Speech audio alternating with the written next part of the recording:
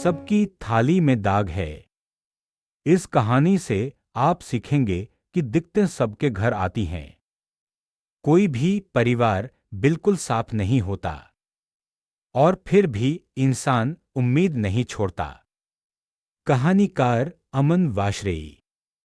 मैं आपको ले चलता हूं उस गांव की गलियों में, जहां सुबह की रोटी में नमक कम होता था, पर दिलों में हिम्मत ज्यादा। वहां रहता था रामधन। मिट्टी के कच्चे घर में रहता था, और खेत में बीज डालते वक्त वह गुनगुनाता था। उसकी दादी कहती थी, रामधन, दुनिया में कोई भी खेत ऐसा नहीं जहां बिना जंगली घास के गेहूं उगे।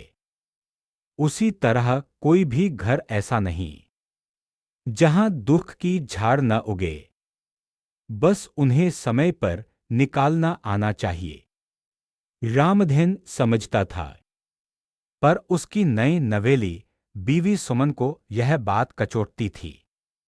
वह सोचती, मेरे मायके में तो बिजली थी, यहां बत्ती गुल रहती है। वहां भाई की दुकान चलती थी, यहां हर महीने कर्ज चुकाना पड़ता है। उसे लगता किस्मत ने उसे ठग लिया है। एक दिन सुमन खेत लेने गेहूं तोड़ने गई। धूप तेज थी, और उसके हाथ में कांटा चुभा। खून निकलने लगा। रोते रोते वह घर लौट आई। रामधन ने देखा तो दौड़ा। कच्चे आटे को हल्दी में मिलाकर दबाया और बोला, दर्द तो आम है। इसी से तो पता चलता है कि नसें चल रही हैं, और जब नसें चलती हैं तब ही जिंदगी चलती है। इधर गांव के स्कूल मास्टर जी थे शुक्ला। हर रविवार को वह छात्रों को कहानियां सुनाते।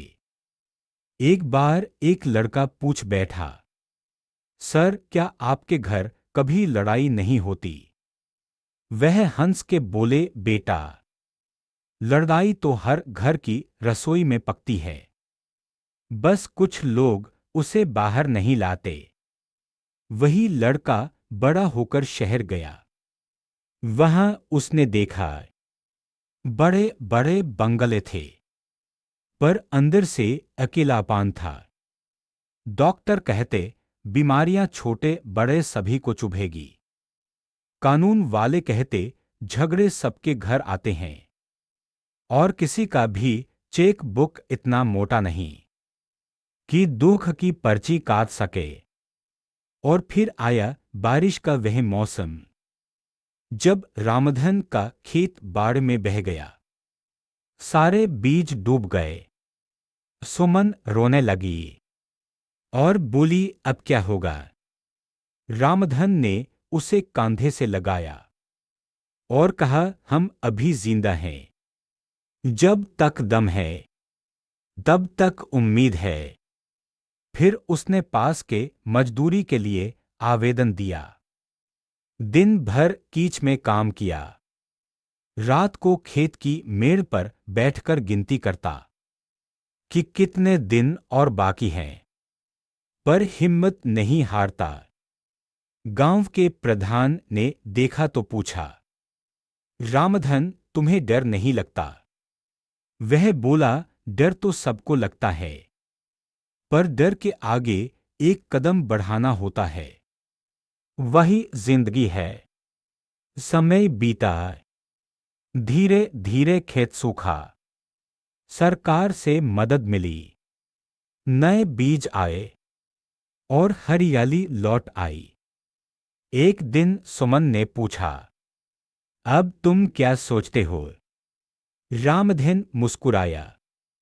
कहा, अब मैं समझ गया कि बादल सबके ऊपर छाते हैं, बस कुछ लोग छाता लेकर चलते हैं, कुछ भीगते रह जाते हैं, पर बारिश किसी को नहीं छोड़ती। यही बात उसने अपने बच्चों को भी सिखाई कि दुख कोई आयातित मेहमान नहीं, यह तो घर की मिट्टी में पैदा होता है, और जिसने इसे गले लगाना सीख लिया, समझो उसने जीना सीख लिया। सारांश। दुनिया में हर परिवार में कोई न कोई दाग है। बीमारी और गम सबको मिलते हैं। खुशी हमेशा की नहीं होती, पर यही हमें यह सिखाता है कि हम सब एक ही नाव में हैं और एक दूसरे का कांधा बनकर तैरना होगा। जो यह बात समझ लेता है वही सच में आगे बढ़ता है और दूसरों को भी आगे बढ़ाता है। अगर वीडियो पसंद आया तो वन वे चैनल को सब्सक्राइब जरूर करें। आपका एक सब्सक्राइब हमारा हौसला बढ़ाता है।